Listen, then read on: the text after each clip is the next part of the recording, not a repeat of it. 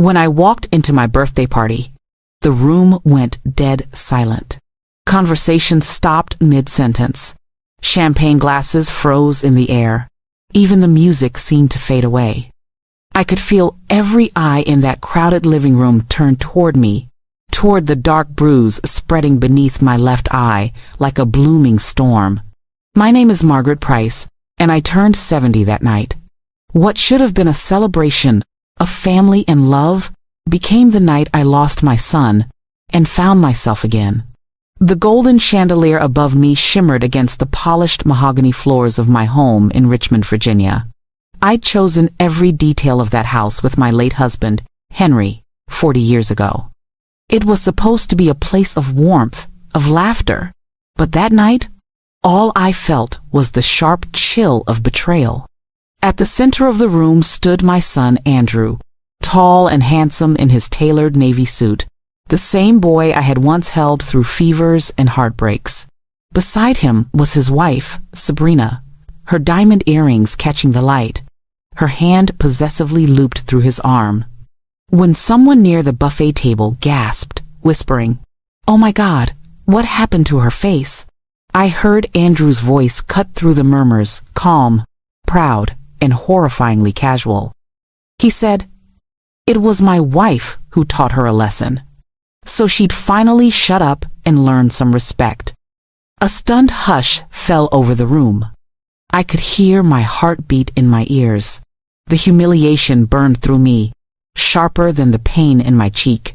For a moment, no one moved, not even Sabrina, whose painted smile flickered like a dying candle. Then a voice broke through the silence. "What did you just say?" It was David, my younger brother. His hands were clenched, his voice shaking with fury. "Are you proud of that, Andrew? Your father would be ashamed." Andrew's face paled. Sabrina shifted, her grip tightening on his arm. "Don't twist his words," she said quickly, but her tone cracked. The air in the room grew heavy, a suffocating mix of shock and disbelief. And as I stood there, surrounded by the people who had once filled my life with warmth, I realized the truth. This wasn't just a bruise on my face. It was the mark of something far deeper, the moment I finally saw what my son had become. But before I tell you how I ended up humiliated in front of everyone I loved, you need to understand how it all began. Because this story didn't start with that bruise. It started 3 years earlier with love, loss, and the illusion of family that slowly turned to ash. 3 years before that night of silence, my world had already fallen apart once. When my husband Henry Price died of a heart attack, everything in me collapsed. He was my anchor, the calm after every storm, the steady laughter that filled every corner of our house. For 42 years, we built a life that wasn't perfect, but it was ours. The morning he was gone, the house felt too big. The coffee pot kept brewing for two. His jacket still hung on the back of his chair, his glasses resting beside the newspaper he'd never finish. That was the day color drained out of the world. But then my son, Andrew, came to me. He took my hand and said, "You won't be alone, Mom. I'll stay for a while." I remember the warmth in his voice, the soft conviction that sounded so much like his father's. It gave me a reason to keep moving. For a while, we found rhythm again. We had morning tea on the porch, talked about Henry's old projects, watched Sunday movies just like before. We even laughed sometimes. I thought grief had brought us closer, that maybe, in Henry's absence, I still had a piece of him through our son. Then, one spring afternoon, Andrew came home with a woman. Her name was Sabrina Cole, elegant, striking, and effortlessly poised, like she'd stepped out of a lifestyle magazine. Her smile was polished, professional, and somehow hollow. "Mrs. Price," she said, embracing me with cool arms that never quite touched her heart. "It's such a privilege to meet the woman who raised such an extraordinary man." Her words were honeyed, but her eyes studied me like a stranger she planned to outsmart. Over dinner, she complimented everything, the china, the food, the decor. but each remark carried a faint trace of suggestion. "You have such timeless taste," she said, swirling her wine. "Though this house could use a little modernization, something brighter, lighter, to bring new life, you know?" Andrew smiled at her like she'd said something profound. I just nodded, though something inside me twisted.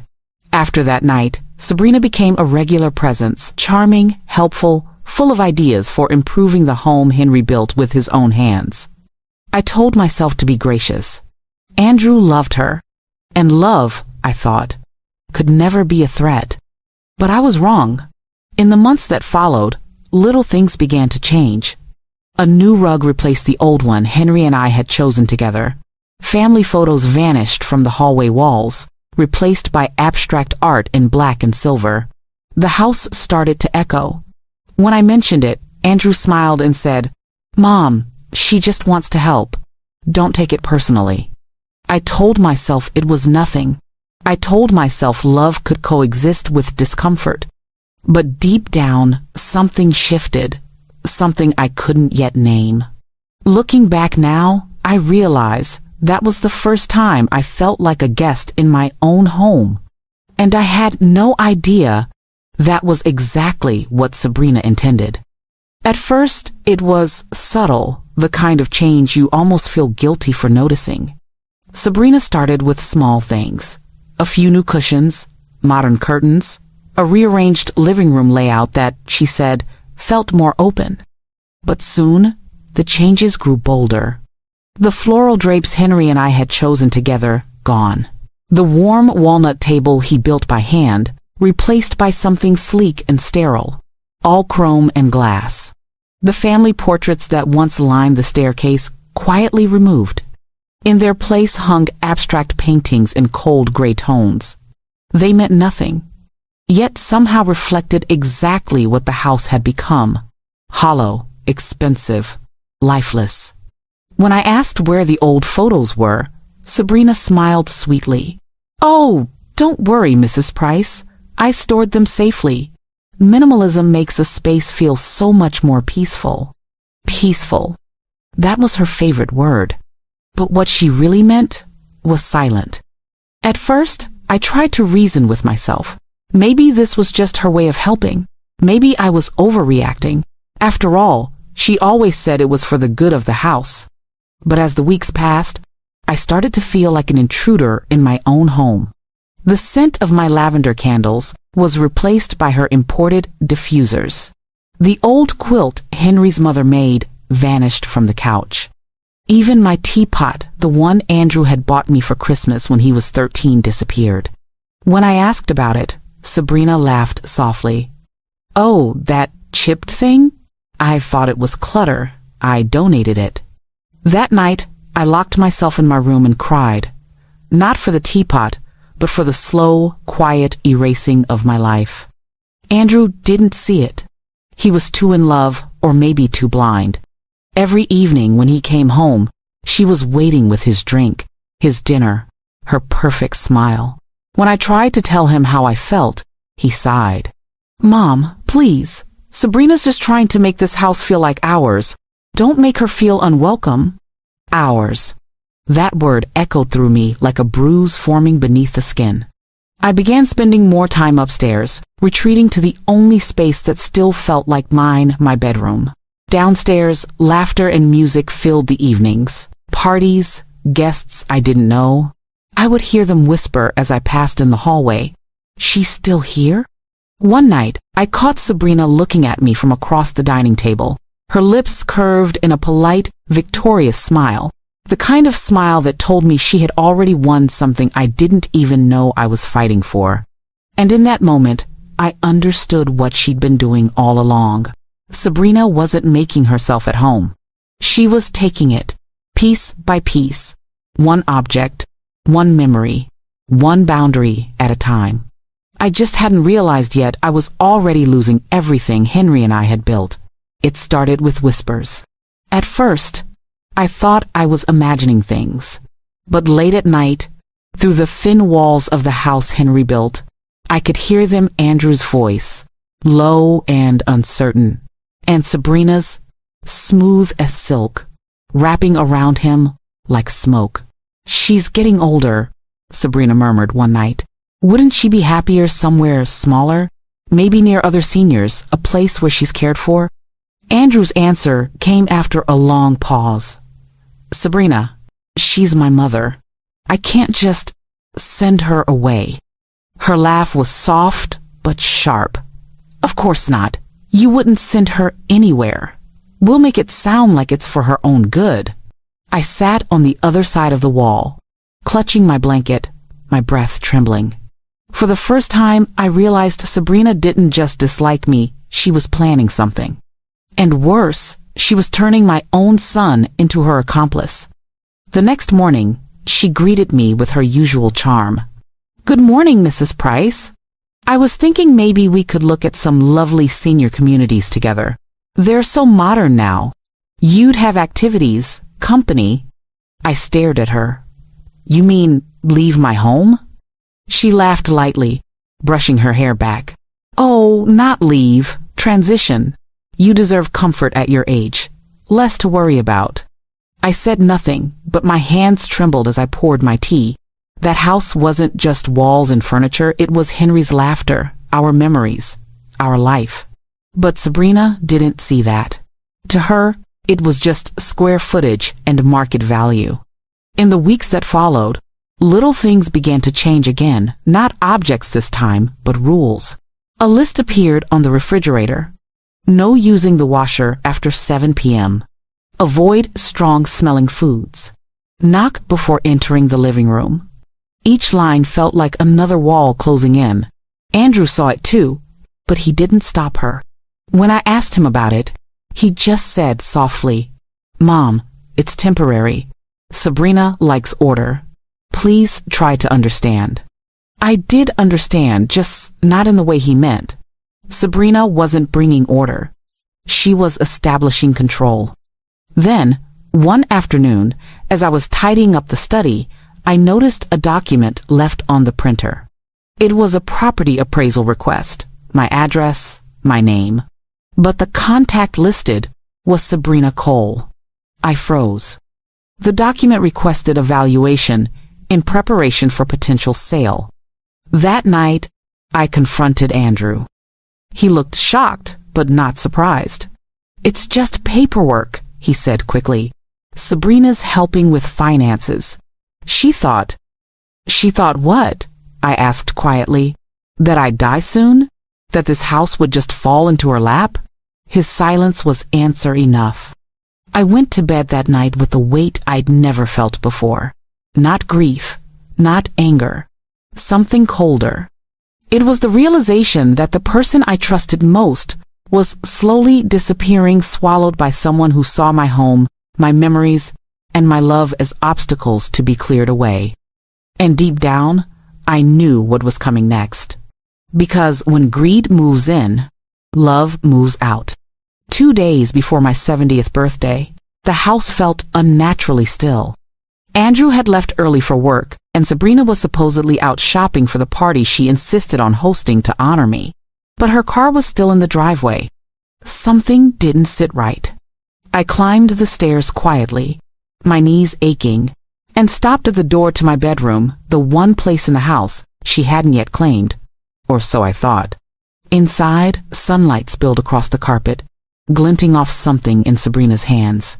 She was standing by my dresser, holding my jewelry box, the small oak chest Henry had carved himself for our 25th anniversary. Inside were not just gold and pearls, but memories. The brooch from our honeymoon in Savannah, the necklace Henry had given me the day Andrew was born. "What are you doing?" I asked, my voice shaking. She turned slowly, not startled, not guilty, just annoyed, as if I'd interrupted her doing something entirely reasonable. "Oh, just looking," she said lightly. "These pieces must be worth something. You should really think about selling a few. We could put the money toward the kitchen renovation." My throat tightened. "You have no right to touch my things." Sabrina tilted her head, smiling that thin, sharp smile I'd come to dread. "Relax, Margaret. I wasn't stealing, but really, you have to admit this place needs an upgrade. It's so old-fashioned." "This house doesn't need your touch," I said, my voice firmer than I felt. Something in her expression changed then.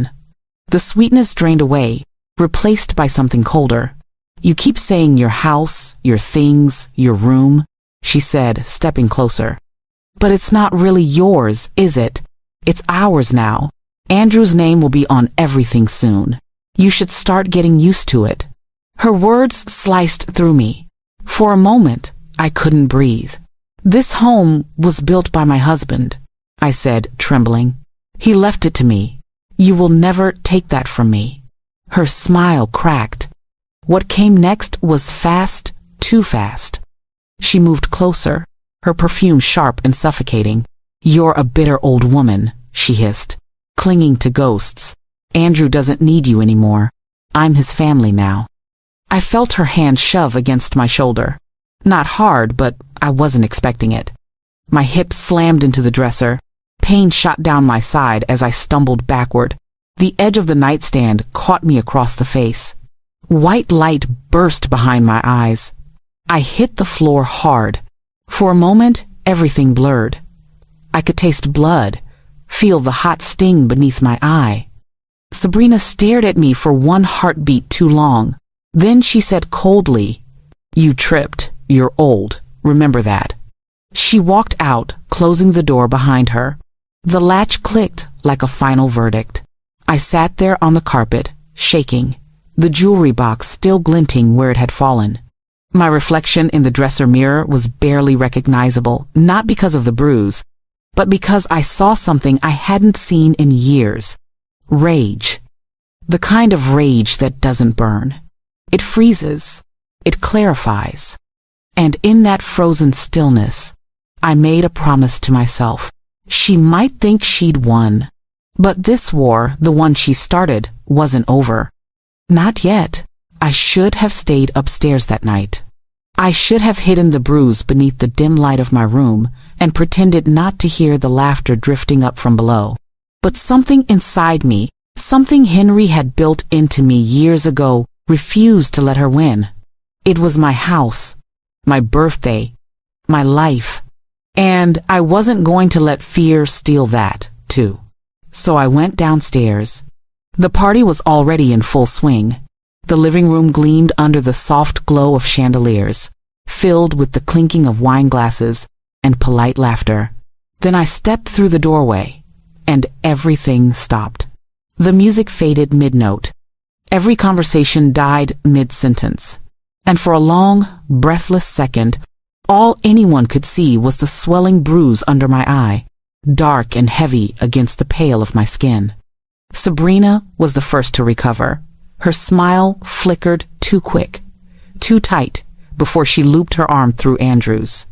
"Mom," she said in that syrupy tone, "you should be resting upstairs." I said nothing. I simply walked past her, my back straight, my chin lifted. Then someone whispered, "What happened to her?"